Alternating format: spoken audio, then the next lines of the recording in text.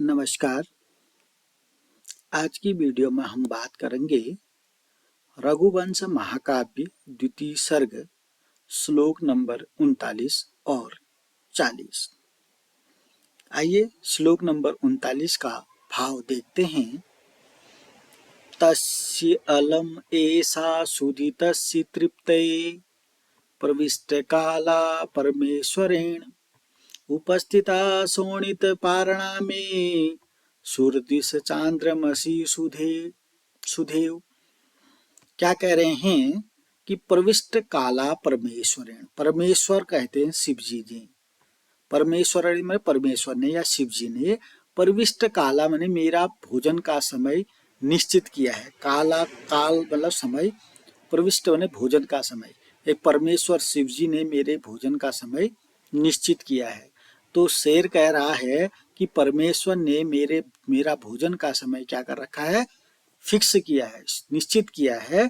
तो इस निश्चित समय में उपस्थित हुई है, गाय उपस्थित हुई है और उस गाय के भोजन के समय उपस्थित होने से शोणित पारणा, रक्त रूप,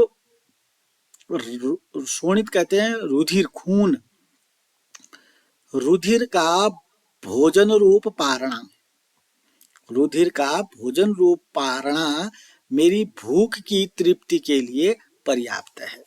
तो कहने का मतलब है शिवजी ने मेरा भोजन का समय निश्चित किया है। हे, ये जो गाय है उचित समय पर उपस्थित हुई है। इस गाय का रुधिर रूप भोजन की पारणा, रुधिर रूप जो भोजन है मेरी भूख की तृप्ति के लिए पर्याप्त है। इस गाय का रुधिर रूप भोजन जो है मेरी तृप्ति, भूख की, सुदितस्य कहते हैं भूख की तृप्ति के लिए अलम मने पर्याप्त है। इतना समझ में आ गया होगा। परमेश्वर शिव जी ने मेरे भोजन का समय निश्चित किया है। यह गाय भी सही समय पर उपस्थित है। इस गाय का रुधिर रूप भोजन जो है, खून, रक्त, रुधिर रूप भोजन मेरी भूख की तृप्ति के लिए, सुदित शिव ने भूख की तृप्ति के लिए अलम मने पर्याप्त है। तो मेरी भूख के तृप्ति लिए यह गाय मेरी भूख की तृप्ति के लिए पर्याप्त है। कैसे? सूर्य द्विष चांद्र मसी सुधेव। जैसे सूर्य द्विष माने राहु होता है ना, राहु, सूर्य द्विष कहते हैं राहु। जैसे राहु के लिए चंद्रमसी, चंद्र संबंधी अमृत के समान, जैसे राहु के लिए चंद्रमा जो है अमृत के समान होता है। जैसे सूर्यदिश का मतलब राहु, चांद्रमसी मने चंद्रमा, सुधे सुधा इव मने चंद्रमा के समान, सुधा कहते हैं अमृत, सॉरी, चांद्रमसी का मतलब होगा चंद्रमा, सुधा अमृत, इव मने समान। जैसे राहु के लिए चंद्रमा अमृत के समान होता है। तो चंद्र ग्रहण से मतलब है, तो चंद्र ग्रहण क्यों होता है, राहु का यहाँ पर जिक्र होता है।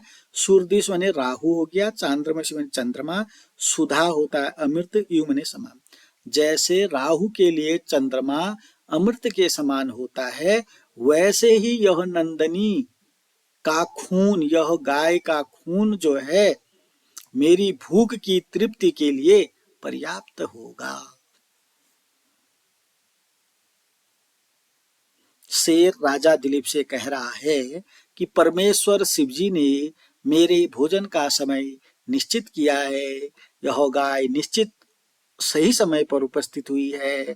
इसका रुधिर रूप जो रुधिर है, इसका खून जो है वह मेरी भूख की तृप्ति के लिए पर्याप्त है। इसका रुधिर मेरी भूख के लिए पर्याप्त उसी प्रकार से है जिस प्रकार से राहु के लिए चंद्रमा अमृत के समान होती है। जिस प्रकार राहु के लिए चंद्रमा अमृत के समान होती है। तो आपको संदर्भ आना चाहिए। प्रसंग आना चाहिए। व्याख्या इस प्रकार से है, भगवान शिव के द्वारा जिसके भोजन का समय निश्चित किया है, प्रविष्ट काला परमेश्वरेण का मतलब है भगवान शिव के द्वारा जिसके भोजन का समय निश्चित किया गया है, ऐसे ही यह उपस्थित हुई गौरूप रुधिर का भोजन रूप पारणा राहु के लिए चंद्र संबंधी अमृत के समान भूख उस समीप आए हुए प्राणी मात्र की जीविका वाले मेरी तृप्ति के लिए पर्याप्त है। पुनः बता देता हूं कि परमेश्वर शिव जी ने मेरा भोजन का समय निश्चित किया है। यह गाय निश्चित समय पर उपस्थित हुई है। इसका खून जो है, शोणित माने खून जो है, मेरी भूख की तृप्ति के लिए पर्याप्त है। वैसे ही पर्याप्त है जैसे राहु के लिए चंद्रमा अमृत के समान होता है। जब राहु चंद्रमा का ग्रहण करता है तो राहु को वो चंद्रमा कैसा लगता है? अमृत के समान लगता है। वैसे ही जब मैं इसका भोजन करूंगा, इसका खून का पान करूंगा, वह खून मेरे भूख की तृप्ति के लिए पर्याप्त है, अर्थात मुझे बहुत आनंद आने वाला है, ऐसा वो शेर कहता है राजा दिलीप से। आगे देखते हैं, सत्तम निवर्तस्व विहाय लज्जाम गुरु भवान दर्शित शिष्य भक्ति शस्त्रेण रक्षम यद अशक्य रक्षम न तद यशः शस्त्रविता शिणोति। क्या कह रहे हैं? देखो कॉमा लगा रखा तो यहीं तक। सत्वम मने जल्दी से, निवर्तस्व मने लौट जाओ, विहाय मने छोड़कर, लज्जा मने लज्जा को। तो शेर कह रहा राजा दिलीप से, तुम लज्जा को छोड़कर, विहाय मैंने छोड़कर, लज्जा क्या? शर्म को छोड़कर, तो लज्जा को छोड़कर तुरंत निवर्तस्व मैंने लौट जाओ। सत्वम मैंने तुरंत लौट, तुरंत, निवर्तस्व मैंने लौट जाओ। तुम किसको छोड़कर लौट जाओ? लज्जा को छोड़कर, क्योंकि लज्जा तो आएगी ना, क्योंकि वह नंदिनी गाय को छोड़कर नहीं जा सकता। तो इसलिए कह रहा है सिंह, तुम लज्जा को छोड़कर तुरंत लौट जाओ। गुरु भवान दर्शित शिष्य भक्ति, तुमने गुरु के प्रति शिष्य भक्ति, दर्शित माने दिखा दी है। तुमने गुरु के प्रति, भवान माने आपने, गुरु माने गुरु के प्रति, दर्शित माने दिखा दी है, शिष्य भक्ति माने शिष्य भक्ति, आपने गुरु के प्रति शिष्य भक्ति दिखा दी है। गुरु भवान दर्शित शिष्य भक्ति, आपने गुरु के प्रति शिष्य भक्ति दिखा दी है, यानी कि आप पास हो, फिर भी लज्जा हो छोड़ करके आप लौट जाओ। फिर क्या कह रहे हैं? शस्त्रेण रक्षम यद अशक्य रक्षम, शस्त्र से जब रक्षा करने योग्य वस्तु की रक्षा नहीं कर सकते, जब क्या होता है, शस्त्र से भी रक्षा करने योग्य वस्तु की रक्षा नहीं किया जा सकता, तो क्या होता है? न तद यश शस्त्र विताम शिणोति, तो उसका यश, शिणोति मने कम नहीं होता है। शिणोति मने कम, न मने नहीं, यश मने कीर्ति, उसका यश जो है कम नहीं होता। अगर हम रक्षा करने योग्य वस्तु की, रक्षम मने रक्षा करने योग्य वस्तु की, शस्त्र से भी रक्षा नहीं कर सकते, अशक्य, जब हम शस्त्र से भी रक्षा करने योग्य वस्तु की रक्षा नहीं कर सकते, तो शस्त्रधारी का यश क्षीण नहीं होता। ऐसी स्थिति में शस्त्रधारी जो होता है उसका यश जो है क्षीण नहीं होता, कम नहीं होता। बहुत अच्छा श्लोक है ना।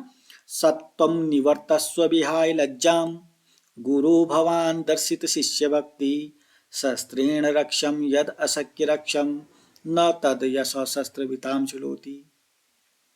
हे राजा दिलीप, तुम लज्जा को छोड़ करके जल्दी से लौट जाओ। तुमने गुरु के प्रति, आपने गुरु के प्रति शिष्य भक्ति दिखा दी है।